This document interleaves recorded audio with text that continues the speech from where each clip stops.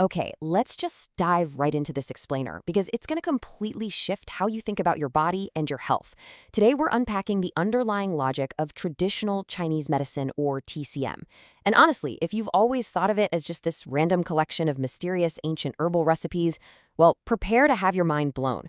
We are going to look at the incredibly logical, systematic way TCM actually views the human body. I want you to imagine staring at a textbook on TCM internal medicine. It is massively thick, heavy, and absolutely packed with ancient jargon, hundreds of disease names, and complex herbal formulas. It feels practically impossible to decode, right? For a lot of folks, it just looks like this giant, insurmountable wall of rote memorization. But what if I told you that all of that mind-boggling complexity really boils down to just one fundamental secret? Seriously, there is a single core philosophy that acts like a master key. Once you grasp this one concept, all those hundreds of diseases and treatments stop being random facts and suddenly click together into a beautifully interconnected web. So here's our roadmap for today. First, we'll look at treating people, not diseases. Second, the underlying logic of disease. Third, TCM's clinical reasoning chain.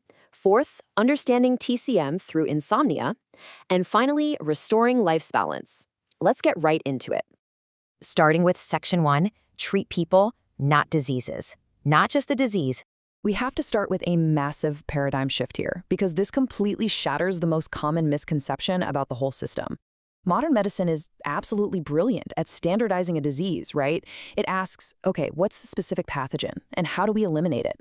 But TCM asks a totally different question. It asks, why is this specific person at this specific time experiencing this imbalance? It views your body as a continuous, dynamic flow of life energy. So a disease isn't some foreign invader that just magically appeared out of nowhere. It's actually a reflection that your unique internal ecosystem has temporarily lost its harmony. Moving to Section 2, the underlying logic of disease. Deviations and life energy. This is where it gets really interesting. How does this framework actually define being sick? Well, this brings us to the first principle. Illness isn't an invading enemy. It's really just your internal energy drifting away from its natural harmonious rhythm. Think about nature for a second. Out there, you have cycles, right? Day turns to night, spring to summer, tides go up and down. TCM says you don't just live in nature, you actually are nature. Your body has those exact same rhythms of rising, falling, opening, closing. When that energy, your qi, deviates from its normal path, well, that right there is what a disease is.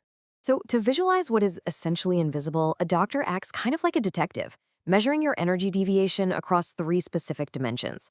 First up is direction. Like, did your energy fail to rise when it was supposed to, or is it dropping way too fast? Second is nature. Is this deviation expressing itself as heat, cold, a profound weakness, or maybe an excess of something? And third is layer. Is this happening right on the surface of your body, like a sudden chill, or has it penetrated way deep down into your internal organs? By answering those 3 questions, the doctor maps out exactly how your rhythm derailed. Okay, Section 3, TCM's clinical reasoning chain, the 5-step investigation.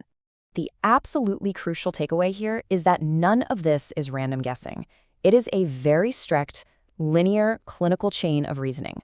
A practitioner doesn't just hear you say, I have a cough, and then hand you a generic cough drop. They follow these 5 steps. Step 1, what was the root cause that disrupted your energy in the first place? Step 2, what's the mechanism? Like, how exactly did your energy shift? Step 3, what is the syndrome? Basically, the overall snapshot of your current state.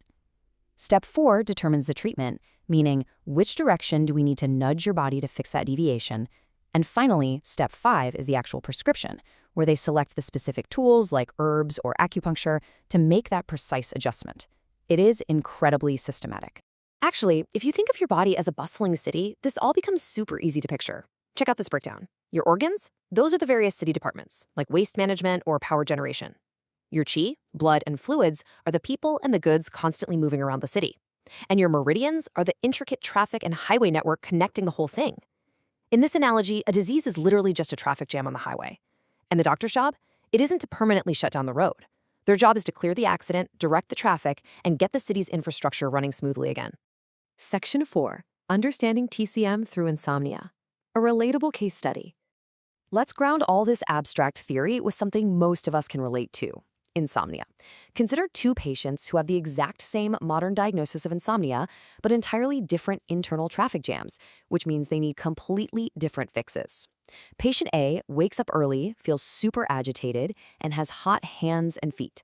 The detective work here reveals they have a yin deficiency. Basically, they lack the cooling, calming fluids in the body, which causes a virtual fire to rise up and agitate their mind.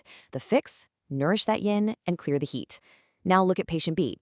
They have a hard time falling asleep to begin with, but they're fatigued, pale, and have zero appetite. Their mechanism is totally different. They simply lack the qi and blood to nourish their heart and mind. The fix for them is to replenish their energy and strengthen their digestion. If you gave patient B the cooling herbs that were meant for patient A, you would actually make them worse. And that perfectly captures the famous saying, same disease, different treatment. This is why a traditional doctor prescribes for your unique current state, not just a generic label. In TCM, the disease name is really just a convenient shorthand for communication. The actual treatment is a bespoke, custom-tailored suit, fitted precisely to the unique dimensions of your energy deviation on that specific day. Section 5, Restoring Life's Balance, the ultimate finish line. When we contrast these two systems side by side, it becomes incredibly clear why just popping a sleeping pill isn't the same as true healing. Modern medicine often employs a search and destroy mission, and hey, that's absolutely vital when you need a tumor cut out or a severe bacterial infection eliminated. But TCM operates on a nurture and adjust philosophy. The doctor isn't the commander taking over your body, they're a collaborator. They're adding resources where you're depleted and clearing roadblocks where you're jammed up, all to guide your body to fix itself. And this matters for you because true health is about your body recovering its own strength to manage the city's traffic on its own. In TCM, there's a concept called ping, which translates to balance. You aren't cured just because a single symptom disappeared. You are cured when your appetite naturally returns, your sleep regulates, your energy stabilizes, and your body can auto-regulate against the stresses of daily life without needing constant outside intervention. That's dynamic balance. So I want to leave you with a provocative thought to apply to your own health journey moving forward.